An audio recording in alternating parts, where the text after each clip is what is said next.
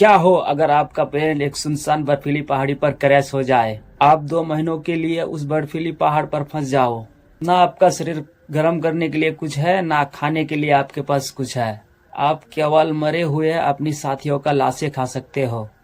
ये नज़ारा सोचने में जितना डरावना है, असल जिंदगी में उतना ही रोंगटे खड़े कर देने वाला है। और ये कोई कहानी नहीं है, यह घटना सच में घट चुकी है। तो आज के वीडियो में मैं आपको बताऊंगा फ्लाइट 571 में घटी हुई ऐसी घटना जिसे जानने के बाद आप अंदर से ठंडे पड़ जाओगे। तो शुरू करते हैं आज के इस वीडियो में।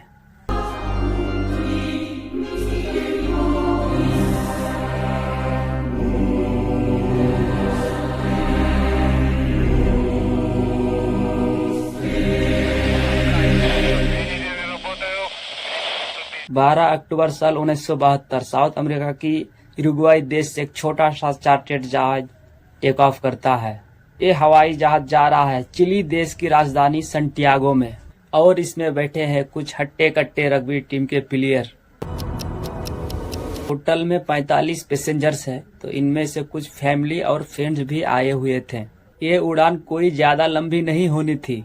आम तौर पर उरुग्वाई से सैंटियागो जाने में सिर्फ 3 घंटे का समय लगता है, लेकिन रास्ते में बीच में आती है विशाल एंडीज की पहाड़ियाँ, और हिमालय पहाड़ी के बाद सबसे ऊंची पहाड़ी यहीं पाई जाती है। यही सुंदर पहाड़ियाँ हमारी कहानी में इन पैसेंजर्स के लिए भयानक मुसीबत बन के खड़ी हो जाती है। 12 अक्टूबर के उस दिन पहाड़ियाँ में तूफान आती है, जिसकी वजह से प्लेन आगे नहीं जा पाता। पायलट डिसाइड करता है कि वो रास्ते में ही रुक जाएंगे और अगले दिन दोबारा उड़ने की कोशिश करेंगे।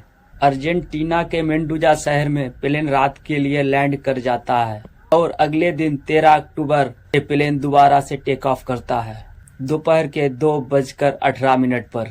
पायलट ने देखा था कि मौसम साफ हो गया है, तो अगले 1 घंटे तक सफर कभी सुहाना है। इसी समय बहुत सारे बादल आ जाते हैं, चारों तरफ बादल ही बादल, और कुछ दिखाई नहीं देता। अचानक से प्लेन में अलार्म्स बजने लगते हैं और वार्निंग लाइट भी जलने लगते हैं। जैसे ही ये हवाई जहाज पहाड़ी से बाहर निकलते हैं, पायलट रियलाइज करता है कि उनके सामने एक बहुत बड़ी चट्टान है। इमीडिएटली वो प्लेन को ऊपर की तरफ मोड़ने की कोशिश करता है, लेकिन अफसोस अब तक बहुत लेट हो चुका था। हवाई जहाज का पीछे का हिस्सा टूट जाते हैं। ऊपर जाते वक्त पीछे 2 सीटों में आदमी बैठे थे, वो भी हवा में उड़ जाते हैं, और 350 किलोमीटर की स्पीड से प्लेन नीचे गिरता है।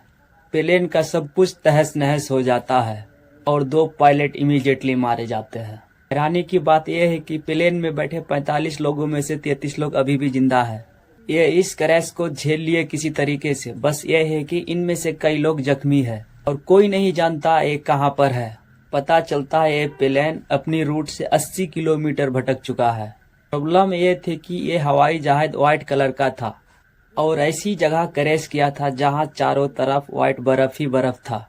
बर्फीली पहाड़ियों में इसे ढूंढ पाना बहुत मुश्किल काम था। उस बर्फीली रात को घायल 5 लोग मारे जाते हैं। पैसेंजर्स का नंबर 33 से नीचे होकर अब 28 हो जाते हैं।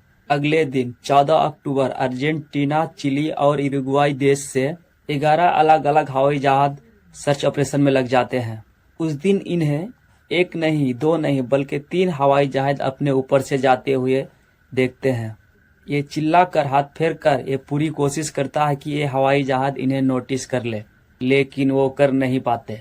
20 डिग्री सेल्सियस की ठंड और बिना खाना पानी के ये यहाँ किसी तरीके से सरवाइव कर रहे थे। 21 अक्टूबर क्रैश के 8 दिन बाद सर्च रेस्क्यू टीम अब हाथ खड़े कर देते हैं। उन्हें लगता है कि इतने दिनों बाद शायद ही कोई जिंदा बचा होगा, और सर्च ऑपरेशन बंद कर देते हैं। इसी बीच प्लेन में एक रेडियो पड़ा हुआ मिलता है।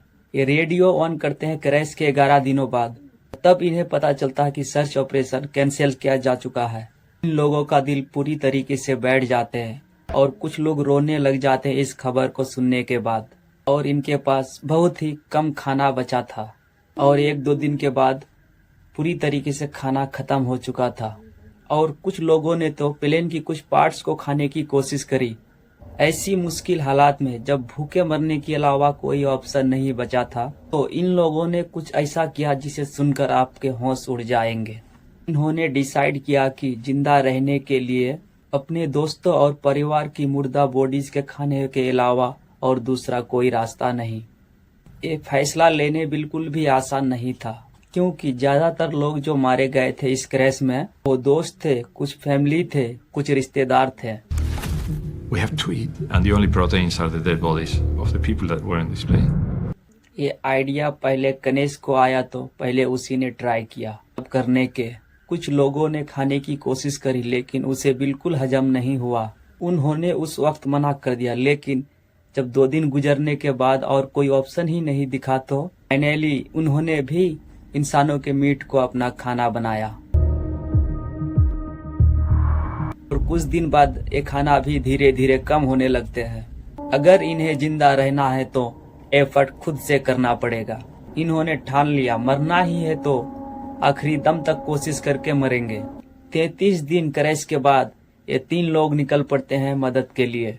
पराडो और कनेसा आगे बढ़ते रहते हैं और पहाड़ी चढ़ते रहते हैं। फाइनली एक नदी के पास पहुंचते हैं, क्योंकि नदी ही रास्ता बताता है। आपने भी ये कभी न कभी सुने होंगे दादा से परदादा से।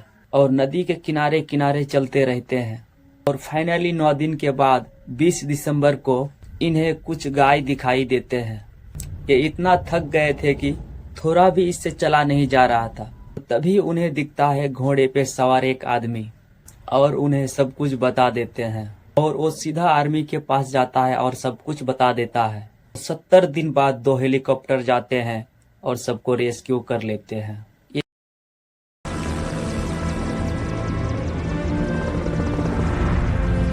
ये कहानी सही में बहुत ही दर्दनाक है।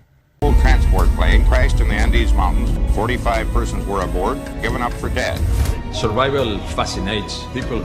All of the passengers were given up for dead. It became known as the Miracle of the Andes.